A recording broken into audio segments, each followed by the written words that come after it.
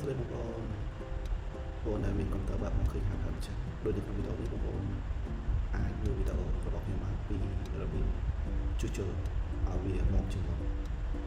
កុំព្យូទ័រមួយគ្រឿងនេះខ្ញុំគាត់ប្រាប់ថាគាត់កាច់បាទគាត់ឃើញហាត់ហើយគាត់ក៏យកមកសេវាកម្មជួសជុលមកខាងពីខ្ញុំមកឥឡូវយើងមើលវីដេអូរបស់គ្នាពីរបៀបដោះខ្ចៅរបស់ ASUS ទាំងអស់គ្នា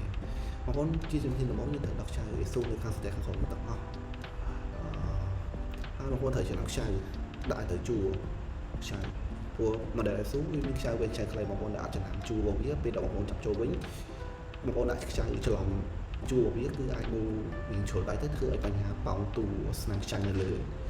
ទូម៉ាស៊ីនរបស់បងប្អូនចឹងហើយអញ្ចឹងបងប្អូនត្រូវប្រយ័ត្នរឿងខ្ចៅបន្តិច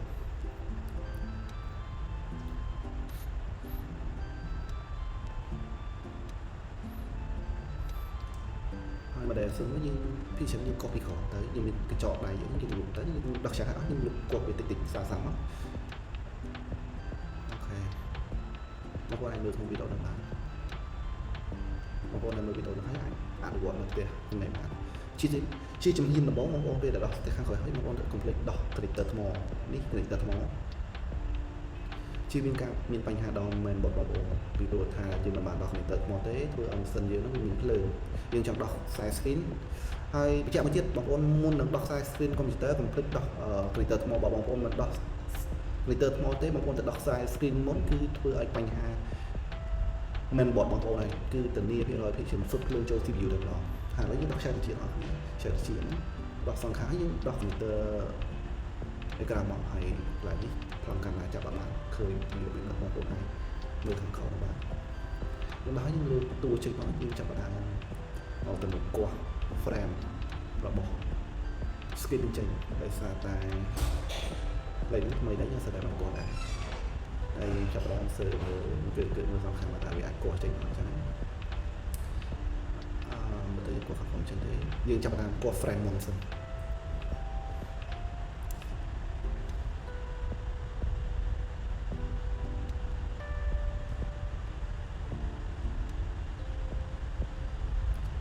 ចាប់បានកោះ frame ពីកែងខាងក្រោមទៅសិនតែពេលដែលយើងកោះ frame ហ្នឹងគឺយើងខ្នងបន្តិចបងប្អូនអាហ្នឹងដែលយើងកោះឲ្យចូលដៃធ្វើបាក់ frame ឬក៏ធ្វើឲ្យការដូចថាវាខ្ទង់មួយអេក្រង់អាចបញ្ហាពាក់ព័ន្ធទៅដល់អេក្រង់ដែរកន្លែងហ្នឹងយើងត្រូវការខ្នងយើងសាច់ចោលយើងប្រហែលពីតិចមក frame សងខាងសូមតើជាស្អាតបងប្អូនវីដេអូថតបានពេញដោយសារតែអពងវាដាក់ដងកាមេរ៉ាវាស្អាតហើយឧទាហរណ៍ដូចនេះវីដេអូនេះយើងបានកោះ frame សងខាងលើខាងក្រោមហើយយើងចាប់បានកោះ frame ខាងក្រោមម្ដងកន្លែងនេះយើងយ៉ាងតិចកន្លែងវាមានស្គត់ជាប់ខ្លាំងតើបងប្អូនជួលដៃហើយបញ្ហាខ្ទង់អេក្រង់ឬក៏បែកអេក្រង់បងប្អូនយើងនិយាយធ្ងន់ទៀតហើយអត់លុយឆ្លាតអូខេពេលដែលយើងបានហាត់មកគឺវាលោត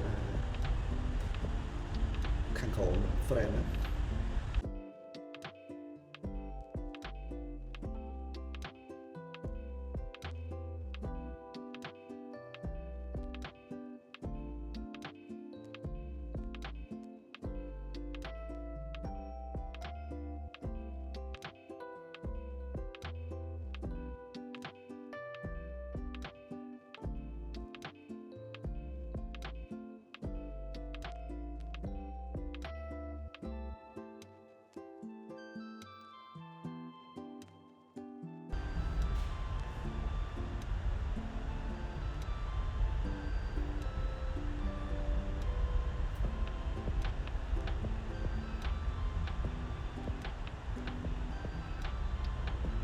តាមមើលក្នុងវីដេអូហ្នឹងគឺជាបងរបស់គាត់នេះគឺបាក់ខ្លាំង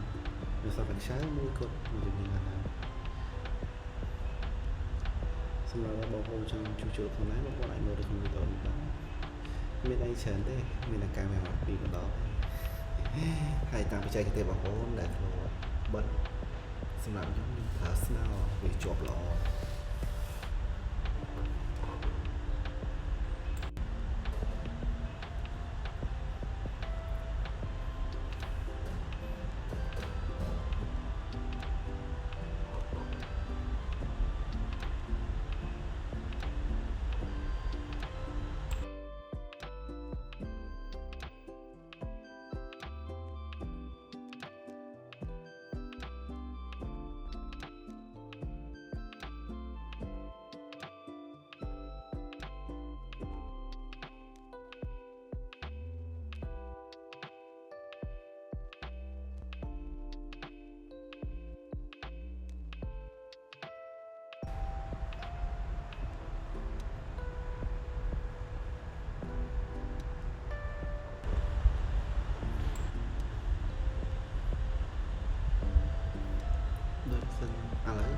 ចាប់បានដល់ខ្ចៅ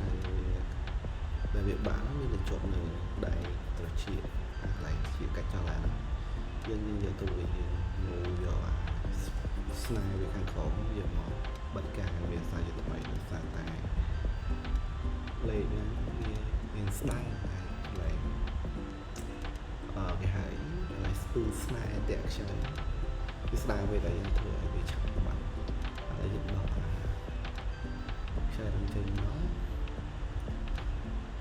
តាមសិនវាបាក់របស់ជាទូទៅវាសុទ្ធនឹងខ្ចៅ4គ្រាប់ឬក៏3គ្រាប់តែនេះវាបាក់មកជើងទៅ4គ្រាប់ហើយ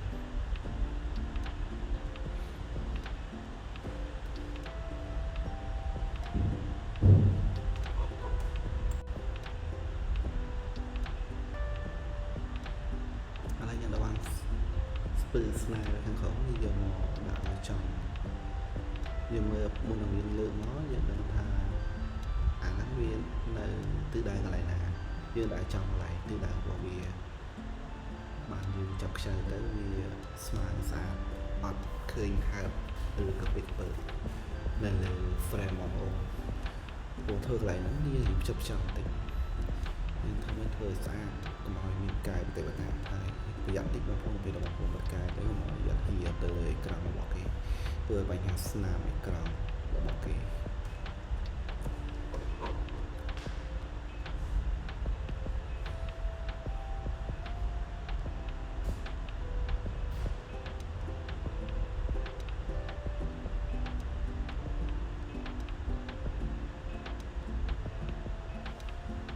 កន្លែងនេះយើងសាំយ៉ាងតិចបងប្អូនយើងសុំសាវាតិចដោយសារតែវាចាប់ចាំដោយសារយើងបិទមកយើងរងចាំកាយស្ងួតមួយហ្នឹង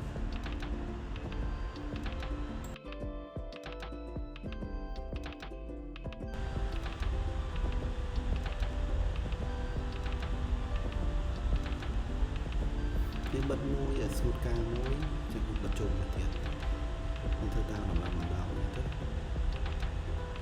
តែយើងធ្វើនេះយើងចាប់ចាំតែដោយសារតែយើងប្រយ័ត្នបំផុតកាយវាទៅលើតួ cover របស់គេធ្វើឲ្យការស្នាមប្រតិបត្តិអាក្រក់មើលអញ្ចឹងហើយទីពីរអាចហៀលើប៉ះនៅលើសាច់កញ្ចក់តាមកាយពីទៅប៉ះឲ្យស្នាមហើយដោយសារតែកញ្ចក់ស្ដើងយើងមិនអាចជួបវាបាន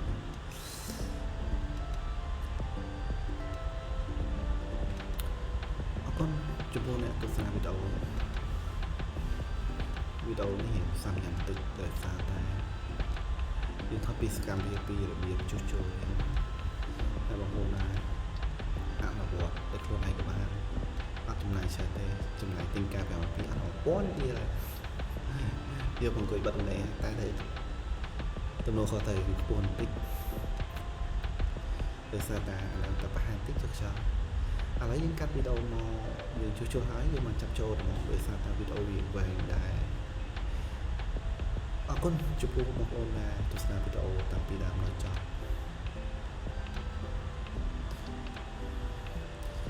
ហើយកុំភ្លេចចុច Subscribe នៅលើ Channel YouTube របស់បងប្អូនចេញពីវីដេអូអីថ្មីជូនសម្រាប់បងប្អូនទស្សនាបន្តអរគុណជួបគ្នានៅវីដេអូក្រោយ